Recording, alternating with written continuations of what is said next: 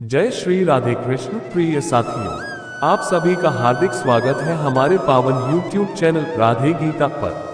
आज मैं आप सभी के जीवन में श्री कृष्ण का असीम आशीर्वाद और शांति भेजता हूँ।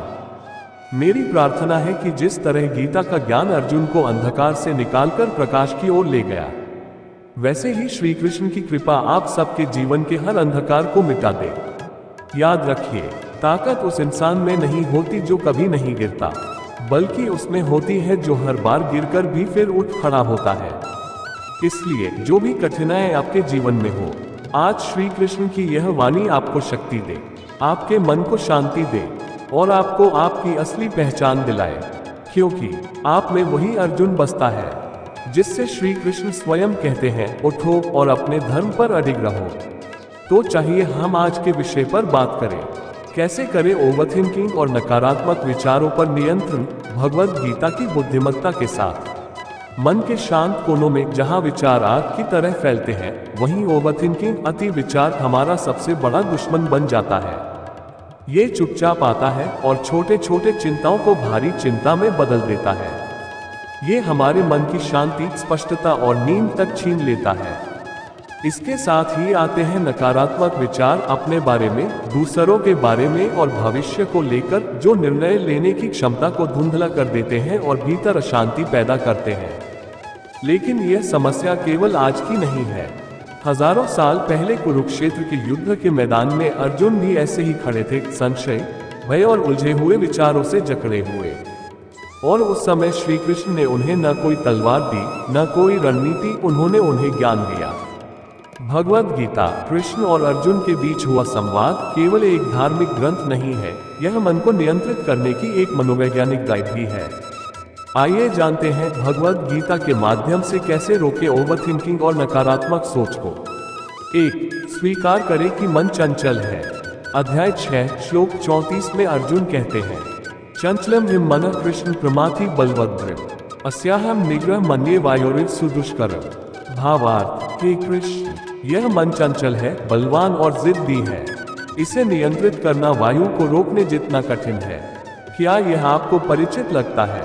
ओवरथिंकिंग इसलिए होता है क्योंकि हमारा मन सब कुछ नियंत्रित और जान लेना चाहता है। कृष्ण इसे नकारते नहीं, बल्कि कहते हैं कि अभ्यास और वैराग्य से इसे साधा जा सकता है। उंगली से दाहिनी ओर इशारा इसलिए खुद पर कठोर न हो। ओवरथिंक करना स्वाभाविक है, लेकिन ये स्थायी नहीं है। उंगली से दाहिनी ओर इशारा मन एक मांसपेशी की तरह है, नियमित अभ्यास से इसे ट्रेन किया जा सकता है। 2. वैराग्य का अर्थ है परिणाम से अलग होना, काम से नहीं। लोग अक्सर सोचते हैं कि गीता में वैराग्य यानी उदासीनता सिखाई गई है, लेकिन श्री कृष्ण सिखाते हैं कर्मण्येवाधिकारस्ते मा फलेषु कदाचन। अध्याय 2 श्लोक 47। भावार्थ, तुझे कर्म करने का अधिकार है, फल की चिंता मत कर। उंगली से दाहिनी ओर इशारा ओवरथिंकिंग तब बढ़ती है जब हम क्या होगा में फंसे रहते हैं। अगर मैं असफल हो गया तो लोग क्या सोचेंगे? अगर सब गड़बड़ हो गया तो? उंगली से दाहिनी ओर इशारा परिणाम पर नियंत्रण छोड़ दो और केवल कर्म पर ध्यान दो। उंगली से दाहिनी ओर इशारा, इससे चिंता कम होती है और मन को गहराई से शांति मिलती है। 3. वर्तमान में रहना सीखो, यही है कर्म योग। कर्म योग का अर्थ है पूरी निष्ठा से वर्तमान कर्म में लीन रहना। उंगली से दाहिनी ओर इशारा ओवरथिंकिंग तब होती है जब मन खाली होता है या एक साथ कई चीजें सोचता है। उंगली से दाहिनी ओर इशारा, जब तुम पूरी तरह एक कार्य में लगे हो, तब मन के भटकने की जगह नहीं बचती। चाहे बर्तन धो रहे हो, खाना बना रहे हो या ऑफिस का प्रोजेक्ट, पूरी उपस्थिति के साथ करो।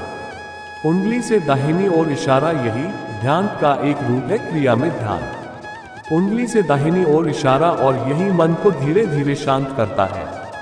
4. मन के पसंद नापसंद से ऊपर उठो। अध्याय 2 श्लोक 38 में श्री कृष्ण कहते हैं, सुख दुख के समय कृत्वा लाभालाभो जयाजो। भावार्थ, सुख दुख, लाभ हानि, जय पराजय, इन सभी में संभाव रखो। उंगली से दाहिनी ओर इशारा नकारात्मक विचार अक्सर इसीलिए आते हैं क्योंकि हम चीजों को लेबल करते हैं, ये अच्छा है, वो बुरा है, मैं फेल हो गया, वो मुझसे बेहतर है। उंगली से दाहिनी ओर इशारा, जब भावनाएं झूलती हैं, मन बेचैन होता है। श्री कृष्ण हमें सिखाते हैं कि विचारों को देखो लेकिन उनके साथ बहो मत, उनसे लड़ो मत, बस साक्षी बनो। 5. ध्यान मेडिटेशन गीता का मन शांत करने वाला बटन। अध्याय 6 श्लोक 5 में श्री कृष्ण कहते हैं, उद्धरेदात्मनात्मान नात्मान मावसादे आत्मैव्यात्मनो बंधुरात्मैव रिपुरात्म। भावार्थ, मनुष्य को अपने ही प्रयास से स्वयं का उद्धार करना चाहिए, स्वयं को गिराना नहीं चाहिए। उंगली से दाहिनी ओर इशारा मन ही तुम्हारा मित्र है और वही शत्रु भी बन सकता है। उंगली से दाहिनी ओर इशारा ध्यान करने से तुम्हारे और विचारों के बीच स्पेस आता है। उंगली से दाहिनी ओर इशारा वो स्पेस ही तुम्हें सोचने और प्रतिक्रिया देने की शक्ति देता है। रोज 10 मिनट सांस पर ध्यान केंद्रित करो। उंगली से दाहिनी ओर इशारा विचार आए तो लड़ो मत, बस सांस पर लौट आओ। धीरे धीरे मन शांत होने लगेगा। असली युद्ध हमारे भीतर है। श्री कृष्ण ने अर्जुन को युद्ध से हटाया नहीं, बल्कि उसके मन से संबंध बदल दिए। उंगली से दाहिनी ओर इशारा, यह है असली शिक्षा। तुम्हारा मन दुश्मन नहीं है, वो एक शक्तिशाली उपकरण है, लेकिन इसे उपयोग करने के लिए चेतना, अभ्यास और दृष्टिकोण चाहिए। अगली बार जब विचार दौड़े, याद रखना, उंगली से दाहिनी ओर इशारा, तुम अकेले नहीं हो। अर्जुन जैसा योद्धा भी इससे जूझा था। उंगली से दाहिनी ओर इशारा और तुम्हारे भीतर भी वही शांति का स्थान है जो कृष्ण ने अर्जुन को दिखाया था। विचारों के पार शांति है और वही तुम्हारा सच्चा स्वभाव है। प्रिय साथियों, भले ही मन के भीतर लाख विचार उठे, लेकिन याद रखना, तुम्हारा असली स्वभाव शांति है। विचार आएंगे जाएंगे, पर तुम उनसे कहीं ऊंचे हो। जो संघर्ष आज तुम्हें तोड़ रहा है, वही कल तुम्हें इतना मजबूत बना देगा कि तुम खुद को धन्यवाद करोगे।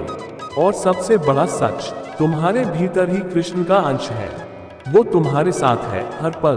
तो आज से वचन लो, सोच पर नहीं, अपने कर्म पर ध्यान दोगे, अतीत छोड़ोगे और वर्तमान को पूरी तरह जियोगे। यही श्री कृष्ण की सच्ची वाणी है।